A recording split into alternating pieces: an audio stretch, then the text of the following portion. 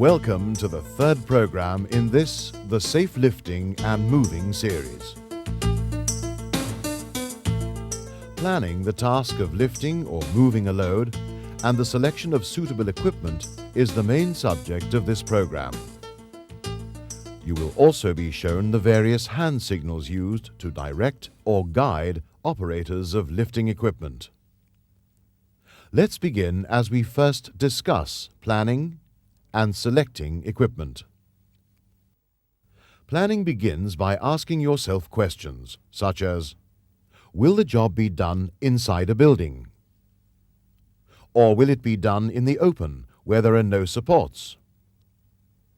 Is there enough space to carry out a lift or a move without obstruction? Can the load be lifted or moved without causing it to be damaged? What equipment and what tools do I have to use to do the job? Do I know the mass of the load? How can I find out? Sometimes the mass is given, either on the load itself or on waybills. Where the mass is not given, ask your supervisor to estimate the mass for you, and then, to be on the safe side, multiply this estimate by 1,5 in order that you may select the correct equipment. Stop the tape now for a discussion or practical exercise with your course controller.